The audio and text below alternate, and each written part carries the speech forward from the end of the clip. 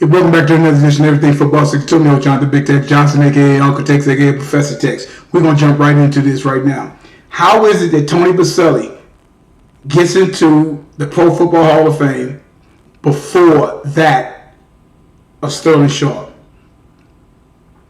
Someone needs to try to explain that to me on how come and why that is something that's happening right now and whatnot.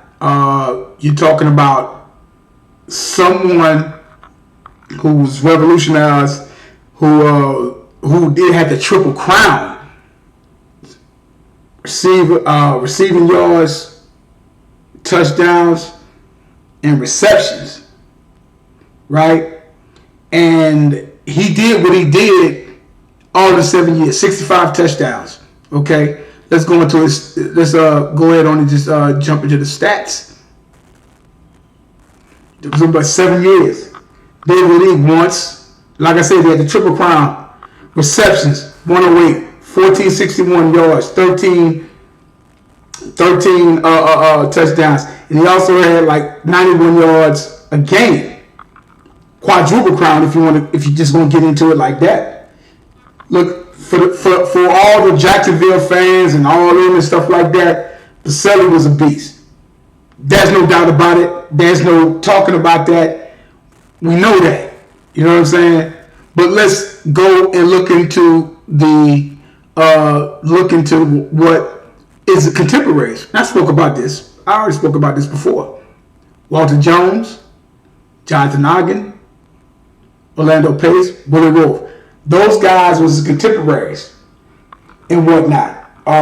You throw Richard Webb in that, where came in a lot of part of the 80s.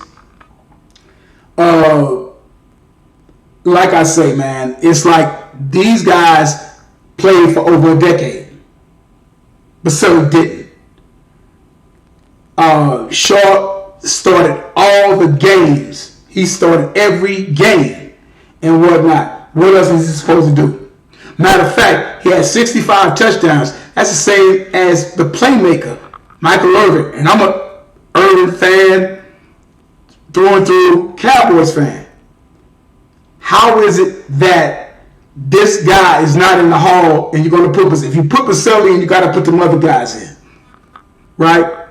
I had a little issue one time going over Floyd Little's numbers and whatnot. And I said, how did he get in the Hall of Fame and stuff like that? Well, based upon the time that he played, the NFL was 50 years old, 40 some odd years old to 50 years old. And so the way that he did it, his numbers was better than a lot of running backs' numbers and stuff like that of the first 50 years of the game. So, okay, I get it. Him, Leroy Kelly, a lot of other different guys, right? So, yeah, it deserved it. That was deserving of that. If you go into the when we talk about the all-decade team and whatnot, if you go into that of the 90s and stuff like that, you'll see where Boselli is second team. He's there with Richard Webb, Wolf, Zimmerman, and then Wolf, Zimmerman, first team, second team, Boselli, and Richmond Webb. Okay, so those guys really set the tone and whatnot. But his contemporaries, if we go on, like I said, when the 2000 I spoke earlier, we know how come and why he was actually in there. Okay, so now, why is it Serling Sharpe going into that of the Hall of Fame at the same time Boselli's going in? Both of them five-time Pro Bowlers, 3-time first-team All-Pro. That's a no-brainer. But this is what people started talking about. Well, Gale Sayers got in the certain days. He was the youngest player. He did this. We already know what Gale Sayers did. Gale Sayers was Barry Sanders before Barry Sanders. Okay? You talk about Earl Campbell, what Earl Campbell did. I'm not going to even go into all that. Look up the numbers and see. Best college player, did he come in being the best pro football player for a 3-year stretch. In his first 5 years, Earl Campbell was nobody better.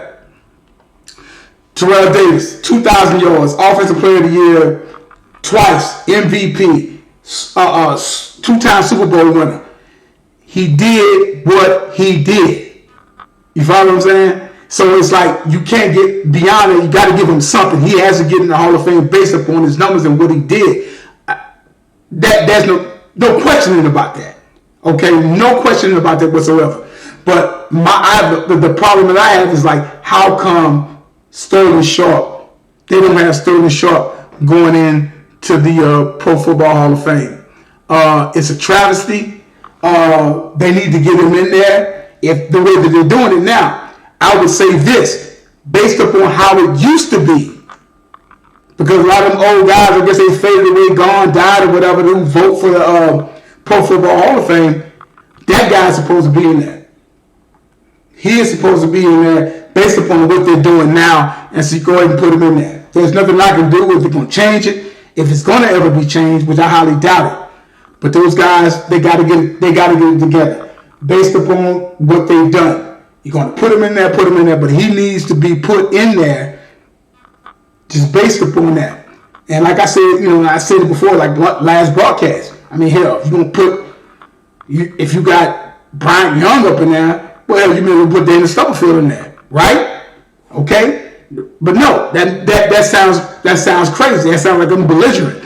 But no, Serling Sharpe deserves to be in there. Boseli's in there. He deserves to be in there as well.